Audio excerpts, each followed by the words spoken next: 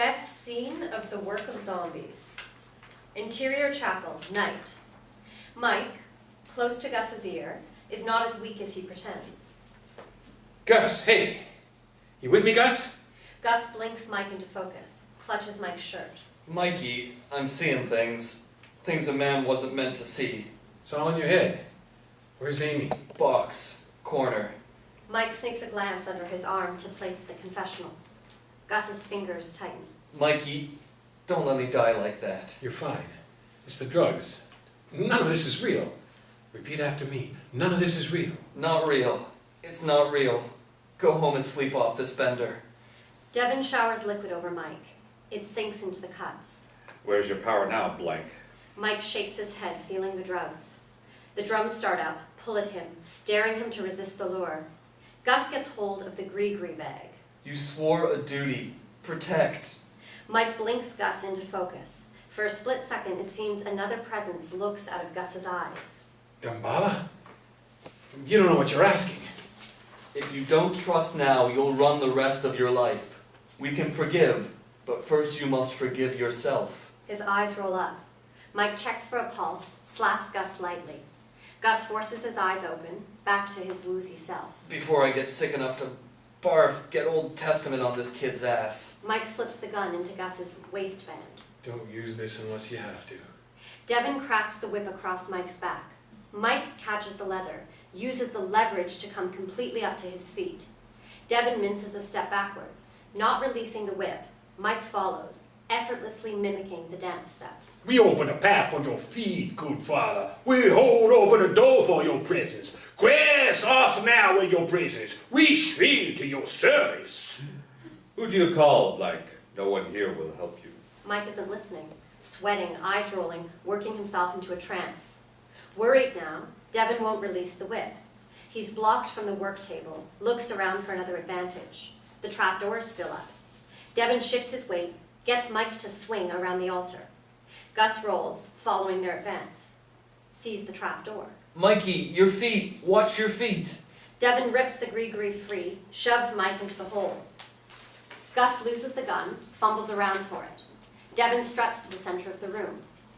It is done. I am the Baron. Let no one question me again. Gus finds the gun, can't get his fingers to work. The crowd withers under Devon's posturing, hope dissolving. The drums soften to a trembling beat. Kneel to me. People drop to their knees, posture sagging. Smoke eddies, gathering at the trap door, seeps down. A hand comes up, grabs the edge. A second hand grabs hold. A stifled cry goes through the crowd. Heads raise. Mike slithers up and out. He rises to his feet, the smoke wreathing around him like a cobra mantling. In the door, Sylvia showers glitter, flutters her scarf. Damballa, good father, protect your children from this evil. She sings a song of welcome. The drums shift to her beat. The gaze look in Mike's eyes deepens. A blink, and someone else looks out through his eyes. Ancient, powerful. Devon looks from Sylvia back to Mike. No! This hunter is mine! He locates a knife, lunges. Mike catches Devon's wrist, squeezes. Devon drops the blade. He breaks free, overturns the hibichi, spilling the coals, tosses powder to incite a rise of flame. Mike glides into the fire and through untouched. A unified gasp, then the congregation hums Sylvia's welcoming song. Devon's had enough, turns for the door. People don't move aside. This blank mocks us! So deal with him as befits a true protector. They allow him access to the work table. He pushes through the bottles, totally unsure. Poison label, not puffer, grab that. Turning, Mike hasn't moved. Devon grabs zombie Matthew. Go! Protect. He shoves Matthew and Luke into motion, but they're slow to respond, losing the hypnosis. Mike touches each and they sit. Devon darts across to Gus. He forces the liquid into Gus's mouth, swipes the gun, skitters away.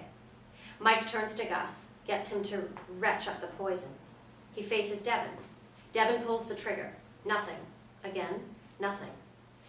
Mike offers the bullets on his palm, advances. Devon loses his balance trying to turn and run, teeters on the edge of the hole. Mike makes a shoving motion and Devon falls in with a scream. His fingers barely claw at the lip, flop out of sight. Gus shudders with racking convulsions in and out of consciousness. Mike kneels, runs a hand above Gus's wound in a sympathetic drawing out of the poisons. Sylvia kneels at his side, offers a bottle of water. She nods the priestess over to help. A mumbo prays for the good of all. The priestess waves the community eyes on her, edges over to kneel at Gus's head, falls into the prayer. Mike tugs invisible strands of sickness, wads the ball, and tosses it into an empty bowl. Mama shivers as the putrid purple liquid sloshes. Gus drags in a breath. Good color comes back. His eyes open, more rational. Mike nods, rises, stares around at the watchers. Zombie Matthew and Luke shuffle up, hands out to beg. Mike traces heads and shoulders, holds out empty hands. Bring the tibonage. The priestess goes to the cabinet, locates a pair of sealed empty jars and a small bottle. She presents these to Mike. He takes the lotion, anoints the men with great ceremony. By Dambala's hands the malefactor has met his fate. The bonds on you are broken. Be whole men once more. Mike takes the jars, waves them at eye level. Your souls are returned to you. Reclaim your bodies. The jars are thrown into the fire. Crack. Wisps of smoke curl around the men. The zombies tremble, blink back full awareness. In sync, they back up through the crowd, bowing repeatedly. At the door, they turn and run. Sylvia sweeps the air with her fan. What started in evil ends in goodwill. Offer thanks that Dambala is a generous father. You are dismissed. People clear out. The priestess eyes Sylvia, gets a curt nod, and hurries out.